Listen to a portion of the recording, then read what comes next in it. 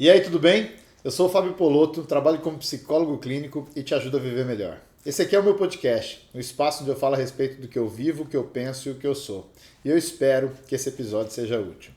Nesse episódio, eu quero abrir os bastidores da minha profissão como psicólogo clínico e quero falar com você aqui a respeito de 3 frustrações que eu tenho trabalhando como psicólogo.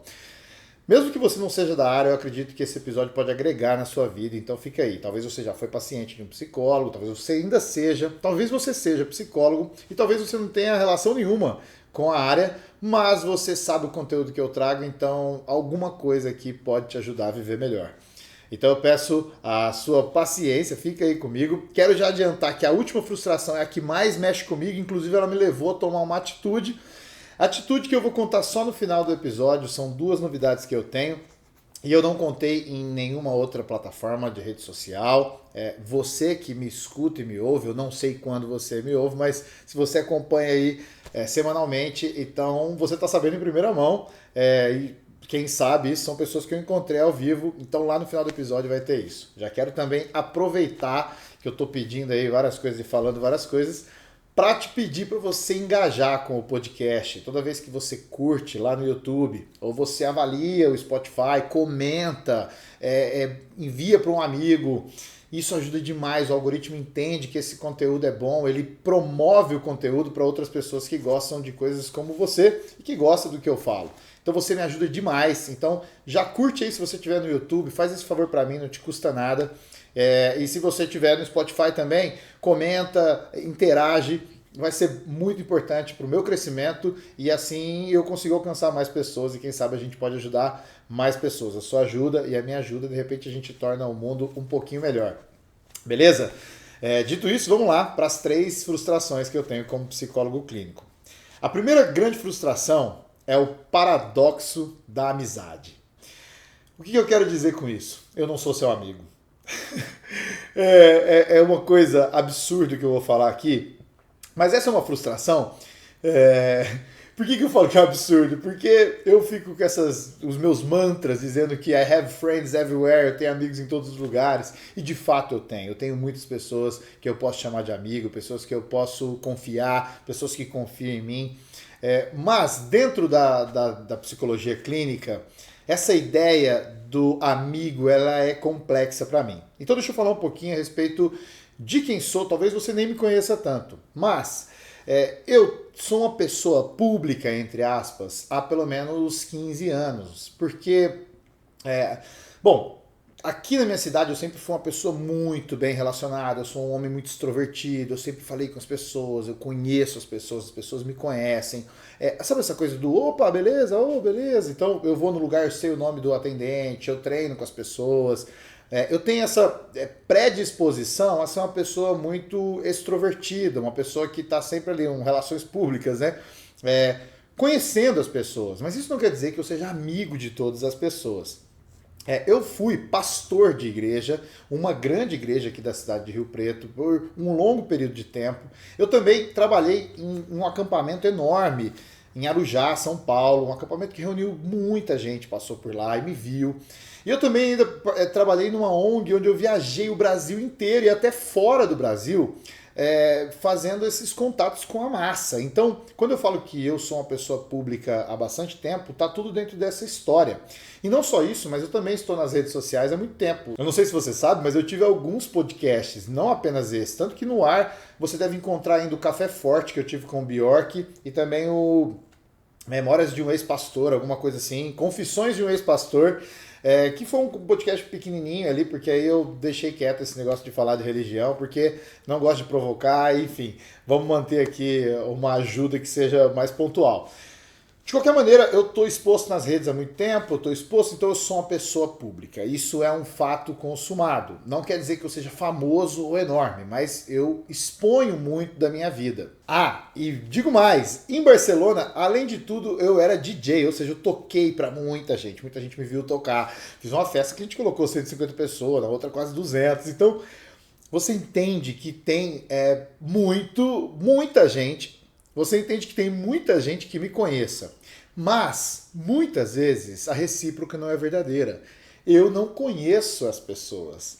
E isso tem um nome na psicologia. Isso é a relação parasocial. A relação parasocial acontece quando você consome demais alguém, uma pessoa, e você acaba criando uma sensação de amizade, intimidade, até confiança, uma ligação emocional com essa pessoa, mesmo que essa pessoa não saiba que você exista. Esse conceito surgiu em estudos lá nos anos 50, quando as pessoas começaram a estudar a comunicação e perceberam que os apresentadores dos jornais, eles sofriam esse fenômeno. As pessoas cumprimentavam eles como se eles fossem os seus melhores amigos, mas essas pessoas, de fato, não faziam ideia de quem os acompanhava. E isso é uma relação parasocial. Se a gente pensar então nos tempos modernos, onde agora o apresentador ele não está apenas na TV, mas ele está diretamente no seu smartphone, aquilo que você consome o tempo inteiro, as redes sociais, isso ganhou muito mais força. Então tem muita gente que você ouve e consome todos os dias que não tem absoluta ideia de quem você seja. Ou seja, ela não é a sua amiga, ele não é o seu amigo. Mas você acredita que é o amigo ou amiga dele ou dela. A questão é, esse lance da voz, você ouvir a pessoa, isso tem um nome, é prosódia, o ritmo, a entonação. Você vai se acostumando com aquela voz. E aí você cria esse laço emocional com essa pessoa, mesmo que você não queira. Tem uma foto que eu juro que eu vou tentar achar para colocar a capa desse podcast, sendo assim, eu sei que não vai ter muito a ver, mas você que está ouvindo vai entender. Mas é uma foto de um menininho, uma criança, ele tá chupando um sorvete ou algo assim, e tem 3 pessoas numa imagem, num banner, chupando um sorvete também. E ele tá ali todo feliz, como se ele estivesse interagindo com essas pessoas.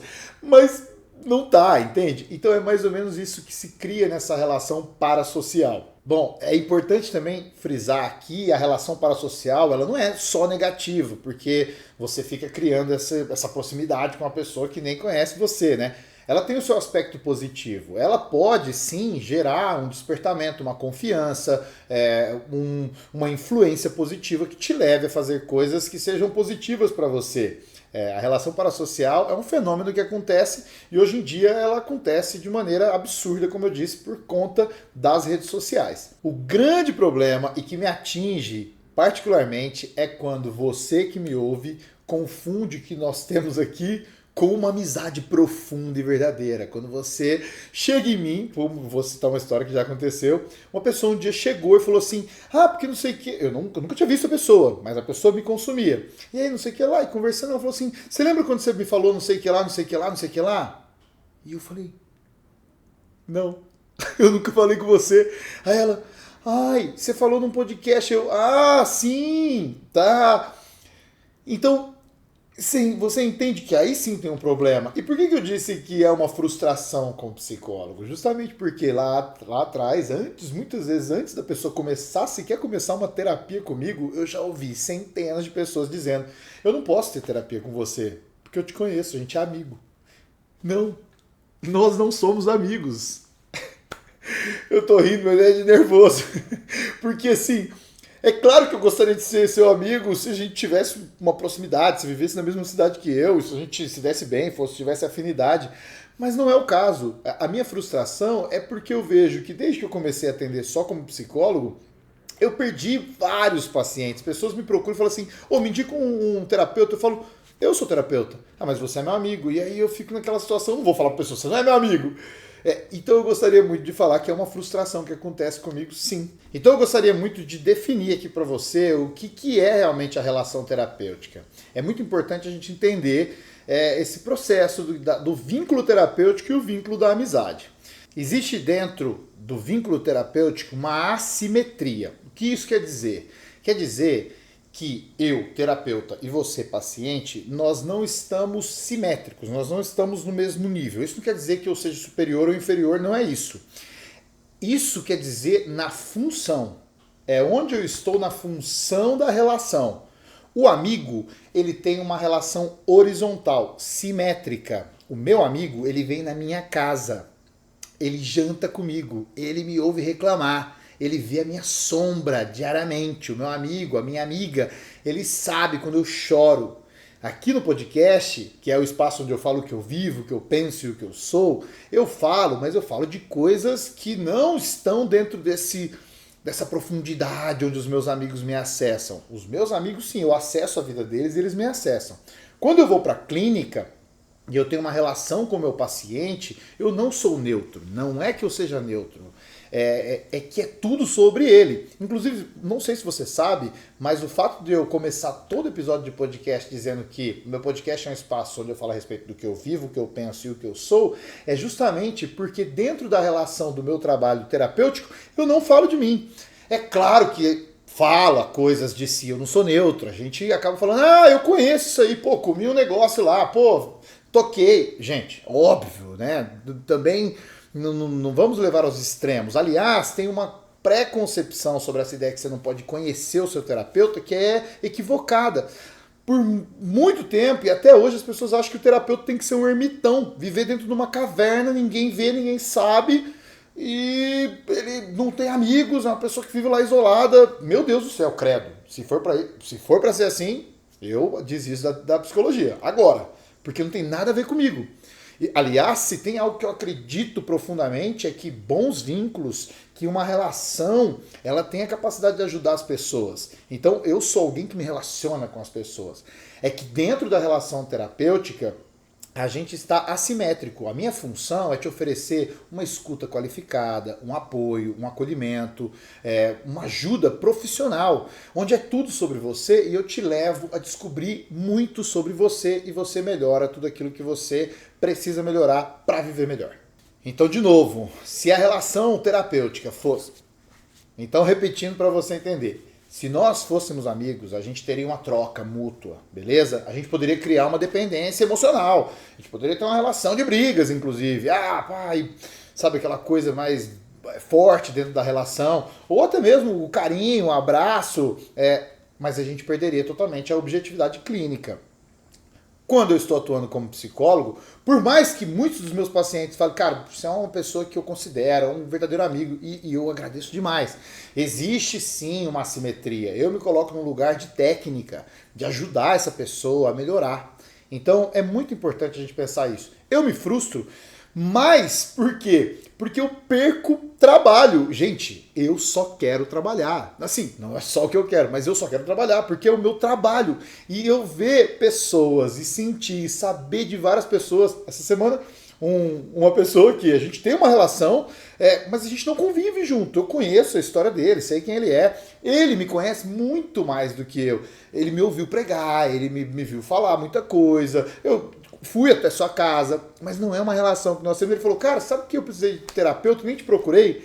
Aí eu falei, pô, bicho, por quê? Ele falou, porque eu te conheço, você me conhece. Eu falei, não, mas não é por aí. Eu falei, cara, não é por aí. Ou seja, eu vejo que muitas vezes é frustrante perder trabalho, né? No mundo moderno onde a gente quer trabalhar e servir as pessoas, eu quero ajudar o máximo de pessoas que eu posso, eu fico aí limitado a não ajudar, porque várias dessas pessoas, infelizmente, acreditam que tem esse lance da amizade. Se nós somos amigos de verdade, você me ouve, aliás, esse podcast começou também voltado aos meus amigos, para eles saberem de mim, já que eu estou sempre viajando, estou por aí. Enfim, é legal falar de mim, poder trazer de uma maneira plural, né? Mas o podcast já ganhou outras formas, enfim. O lance é que se a gente é amigo, você sabe, eu sei. E é claro que eu não vou te atender, é claro. Agora, se você me conhece, você já tem essa sensação e você quer um atendimento, conversa comigo, porque eu vou ser direto com você e falar, não vai rolar. Não vai rolar. A gente é amigo. Agora, se a gente não é amigo desse nível que você quer, aí rola. E se você quer ser meu amigo, me avisa. Meu amigo, tá tudo bem. Mas é isso que é uma primeira frustração. Eu espero que você tenha entendido. Vamos para a segunda. Bom, segunda frustração, e essa aqui eu te garanto que ela é a grande frustração de todos ou, sei lá, 95% dos psicólogos que eu conheço. Pacientes que interrompem o processo terapêutico justamente quando eles estão bem próximos de resolverem seus conflitos. Existe todo um processo, a pessoa geralmente me procura, ela não está bem, geralmente ela está com um sofrimento. Então depois das primeiras sessões ela sente aquele alívio, ela começa a estabilizar, e aí depois a gente começa a aprofundar em coisas que não estão ali na superfície, estão realmente escondidas, são coisas onde realmente o trauma pega, é onde o bicho pega, é onde o calo aperta. E aí é justamente nesse momento onde a gente começa a tratar a raiz desses problemas que muita gente desiste do processo terapêutico. Ela já está aliviada com aquela situação que estava afligindo ao ponto dela procurar o terapeuta, mas ela abandona o processo justamente quando a gente chega nos finalmente. E aí, por mais que seja uma frustração para mim, enquanto terapeuta, eu também entendo os motivos que possa levar alguém a fazer isso. Um dos motivos, que talvez é o que mais me dá paz, apesar da frustração, é que existe um mecanismo de defesa em todos nós, porque nós, seres humanos, procuramos previsibilidade e segurança. Crescer psicologicamente, viver uma vida melhor, exige que a gente rompa com alguns padrões antigos, com hábitos, com crenças, com situações que a gente ancorou a nossa identidade. Eu sou assim, eu nasci assim, eu me criei assim. Entende? A gente precisa enfrentar dores psicológicas e assumir responsabilidades que antes estavam escondidas, estavam num lugar ali, sabe, secreto. E aí a terapia traz à tona. Esse fenômeno tem nome, é a resistência terapêutica. Resistência terapêutica é quando o psiquismo cria uma maneira de evitar acessar tudo aquilo que gera dor, aquilo que gera um perigo à identidade de quem eu sou até agora. A grande verdade é que eu poderia dizer aqui com muita tranquilidade, e se você já foi meu ex-paciente e parou, calma, não é para você, mas talvez seja e você tenha que voltar. É que muita gente não sabe quem ela é se tirar aquele problema. Faz sentido? Ou seja, quem sou eu agora que eu resolvi o meu grande trauma? Como eu me apresento para o mundo? Qual é a minha responsabilidade perante o mundo agora que eu resolvi o meu problema?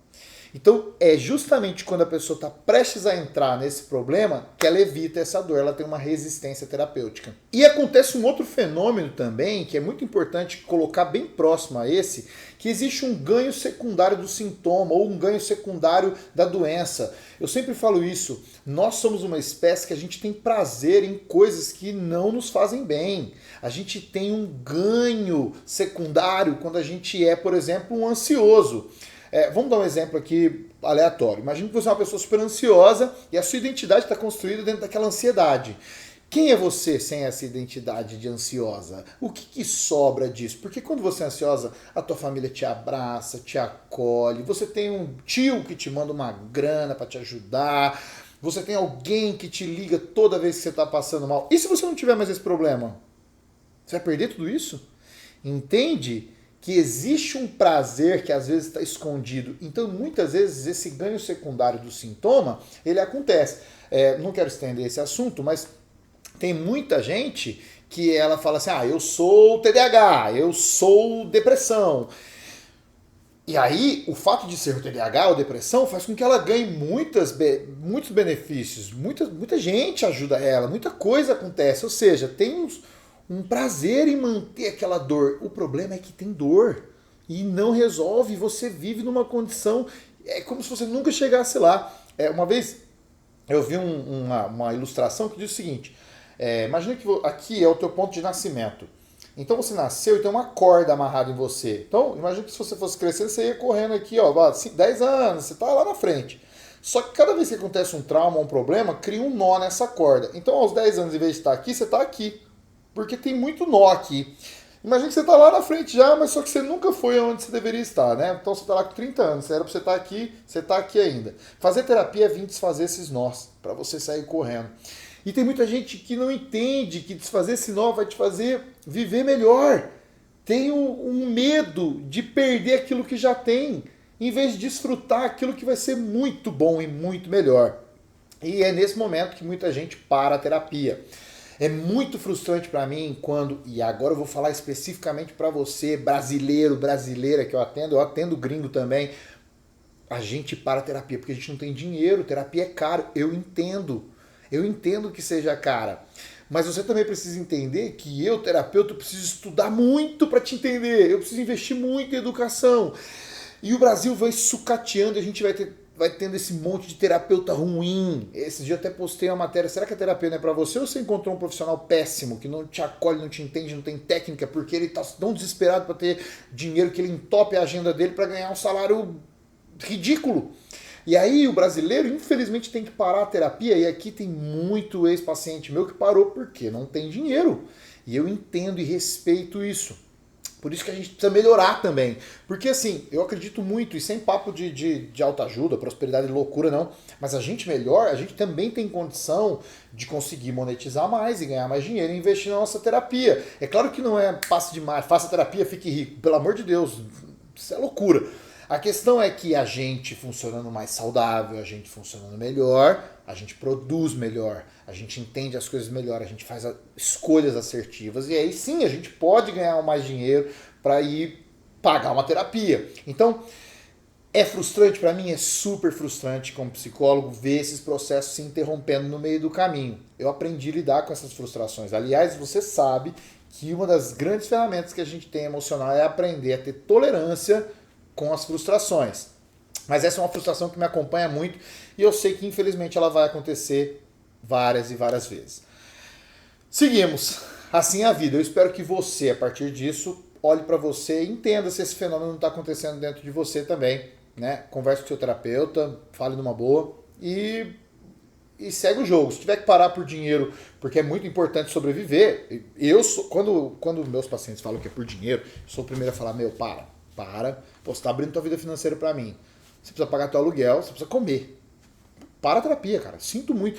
Eu tô perdendo, não tem problema. O que você não pode é ficar sem uma vida digna, porque você tá gastando dinheiro com a sua saúde mental, infelizmente. Vai atrás de um que seja gratuito, porque aí tem gente que faz isso. Eu, desde o princípio, eu atendo valor social. Aliás, nem é valor social, eu atendo grátis. Desde o princípio. Desde quando eu comecei. Isso é algo meu. Ah, são muitos? Não, são poucos. Vaga está preenchida? Ok. E eu mantenho esse atendimento numa boa. Cara, amo atender essas pessoas. Não é um problema. O problema é quando para. O problema é quando para. Enfim. Fica aí a minha segunda frustração. Vamos para a terceira e essa mexe comigo. Ai, caramba. Essa mexe com o meu coração. Do fundo do coração. A minha terceira grande frustração. Vou fazer um disclaimer antes. Eu sou muito bom em ajudar as pessoas a criarem hábitos. Sou muito bom em mostrar caminhos de vida, caminhos de cura, de saúde. Sério. É assim, não tô me achando. É que pô, eu tenho experiência na parada, eu tô vendo resultados.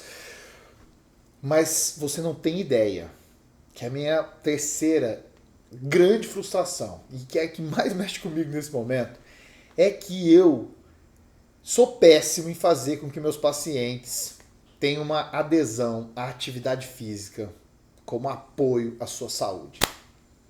É isso. Eu tenho um histórico muito baixo de pacientes que começam a se exercitar depois de passar comigo. E, assim, toda primeira sessão eu falo, a pessoa chegou, nunca vi na vida, eu falo, olha, tem uma coisa que eu preciso te falar. Você precisa cuidar do seu corpo. Você precisa fazer atividade física, dormir bem, comer bem e se movimentar. Se você já me ouviu aqui, você sabe o tanto que isso é importante para mim. O valor da atividade física para mim é crucial para que tenhamos uma boa saúde mental. Eu não acredito em saúde mental sem uma saúde física e uma pessoa que seja sedentária, porque essa pessoa ela vai ter dificuldades. Isso não é só crença minha, tá? A gente tem uma tonelada de estudos científicos sérios que mostram o quanto a atividade física é crucial para que você viva bem na mente, na psicologia.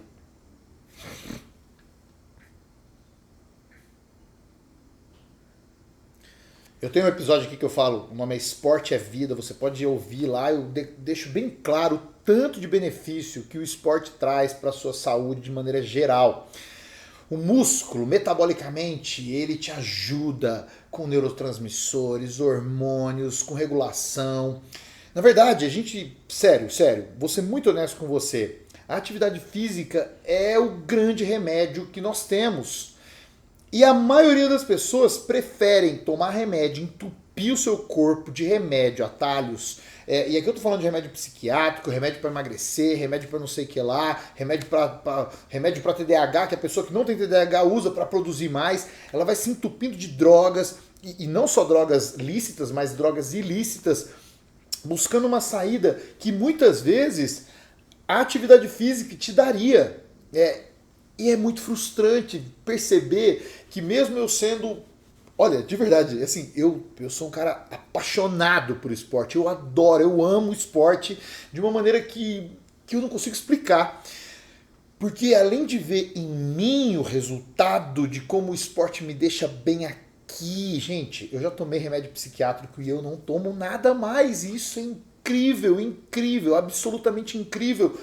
E saber que o esporte pode me ajudar dessa maneira e ver em vários pacientes, naqueles que aderiram ou que têm uma prática regular de atividade física, como eles melhoram, como a taxa de melhora deles é, sabe, é uma curva alta. Isso me dá paz. Eu falo, o estudo científico diz, eu vejo na prática, eu vejo em mim. Por isso que eu tô falando, é tão frustrante as pessoas escolherem atalhos e não procurarem algo que é de graça. Eu falei há pouco de dinheiro, gente, correr na rua é incrível do ponto de vista psicológico o benefício que isso traz.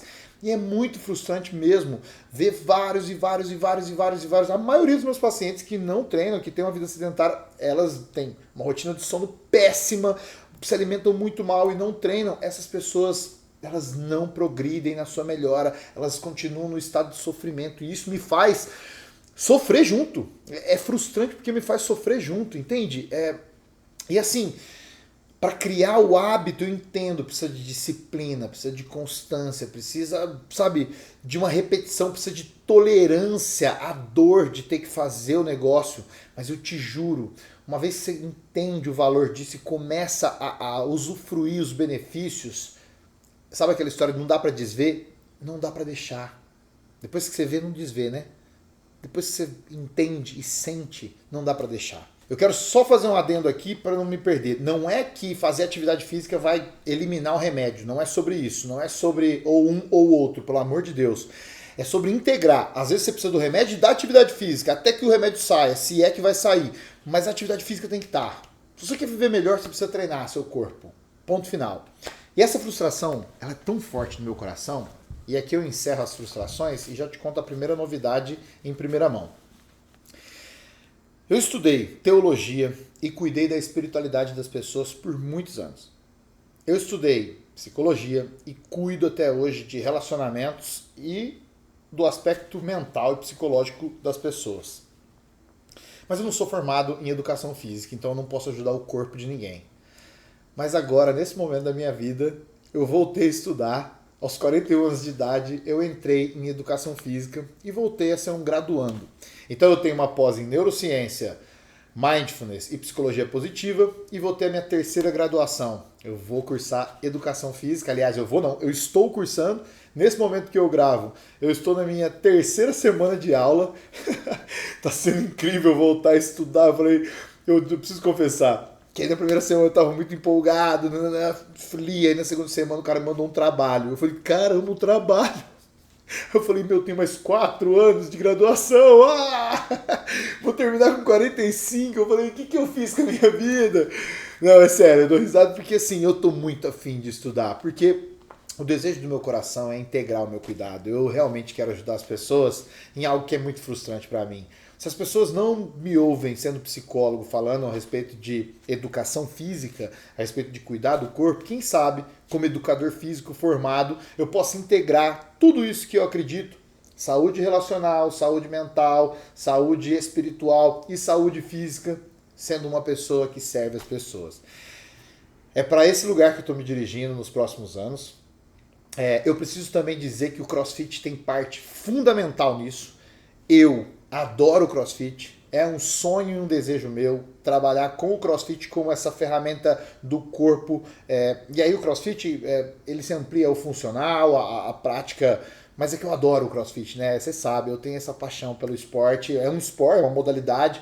É claro que não apenas essa modalidade eu quero trabalhar, mas sendo um educador físico e tendo o CrossFit aí como aliado, eu sei que eu posso desfrutar uma jornada interessante. Então, em primeira mão para você, daqui a alguns anos, se estaremos aqui no podcast, você vai me ver formado. Espero que você celebre comigo minha terceira graduação. E já projetando, quem sabe, talvez o que seja a minha... eu não vou falar que é a última, porque, gente, eu gosto de estudar e, enfim, talvez, quem sabe, uma pós depois em psicologia do esporte, né? Pra fechar tudo uma vez. Aí já me falaram, mas depois você faz nutrição, por isso que eu já até pensei melhor aqui, né? E eu também já quero fazer artes cênicas, aí já começa essa loucura na minha cabeça, mas não é o caso. Vamos focar aqui no lance da educação física. É para esse lugar que minha vida está se dirigindo. Essa é a grande novidade que eu tenho. E agora, pô, a novidade, assim, que essa é real, assim, em primeira mão, é absoluta. Esse cenário aqui é o meu apartamento em São José do Rio Preto. Eu voltei para o Brasil. Estou morando agora no Brasil novamente, vou estudar esses 4 anos. A Europa foi incrível, você não sabe aí, até já que eu falo de mim aqui, né? É duro voltar, porque eu amo aquele lugar. Mas não é uma porta fechada. Quando eu fui a primeira vez, eu fui em busca da minha cidadania italiana. Eu sou um cidadão italiano, eu já conquistei isso. Isso é um benefício que eu terei, e se um dia eu tiver uma família, meus filhos também terão. Mas eu voltei para o Brasil, voltei a morar aqui. Não falei isso ao vivo para muita gente, né? Óbvio, eu quero encontrar os amigos de Barcelona ainda. Eu vou encontrar vários em algum momento aqui no Brasil. E aí, claro, eles já vão saber provavelmente, mas eu, em primeira mão, queria contar para você que está aqui no meu podcast, justamente porque aqui é o meu espaço de falar do que eu vivo, o que eu penso e o que eu sou. E essas pessoas que me consomem, que no caso é você, que eu acho que você poderia saber em primeira mão, porque é como eu te valorizo. O podcast tem muita importância para mim. Então estou de volta ao Brasil, estou feliz. Cara, eu poderia falar muito das motivações que me fizeram voltar para o Brasil. É claro que dentro delas tem a família, tem os meus amigos, né, os amigos de verdade. Não que eu não tenha feito amigos por aí, mas amigos que me conhecem desde que eu, sabe, tava brincando na rua, sabe essa coisa? E também uma coisa eu precisava voltar a morar sozinho, isso é muito forte para mim. Então eu tô agora acomodado, tô de novo no meu espaço. Foram 3 anos aí morando com gente, né? Isso pesou um pouquinho pra mim. E, claro, tem outras questões aí, mas não vem ao caso, o fato é que eu estou aqui. Então, se você, inclusive, é de São José do Rio Preto e quiser atendimento presencial, eu estou atendendo presencialmente. Vou anunciar tudo isso nas redes sociais, não sei quando você me ouve, mas agora eu atendo online e presencial também. E é isso. Eu fico feliz de poder compartilhar com você. Essas frustrações todas, elas não me deixam desanimados. Eu continuo sendo psicólogo, até que eu me torne em educação física e faça um projeto de integração. Eu não sei aonde a vida vai me levar e como vão ser os caminhos.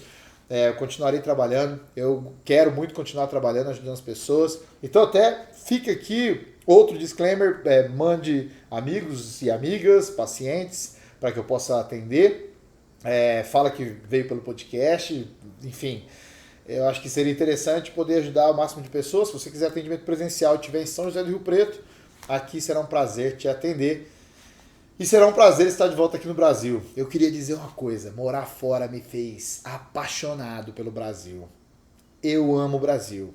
Assim, eu quero te dizer uma coisa, eu não me importo com os nossos problemas, tudo que a gente tem de ruim aqui, a gente já sabe. Problema. Mas eu gosto de tentar ser a solução. Então, onde eu estiver, é assim que eu me coloco. A Europa, eu vou para a Europa, gente. Você, minha amiga que está na Europa, vou viajar o mundo, gente. Você sabe que eu gosto de viajar. Não tem o que falar, né? Mas esse período aqui agora de Brasil é porque eu amo demais viver lá fora, foi mal. Viver lá fora me fez realmente apaixonado pelo Brasil, e mais do que eu já era, e assim, eu sou brasileiro com muito orgulho, é um prazer ser brasileiro, e é aqui que eu vivo agora, e que seja uma excelente jornada para mim. Espero te reencontrar por aí no Brasil, ou te encontrar ao vivo, quem sabe, caso você esteja aqui. Valeu? Um forte abraço, um beijo no seu coração, a gente se vê no próximo episódio, se cuida, se você está me assistindo aí nos próximos dias, um bom carnaval, que em breve vem o carnaval. Valeu!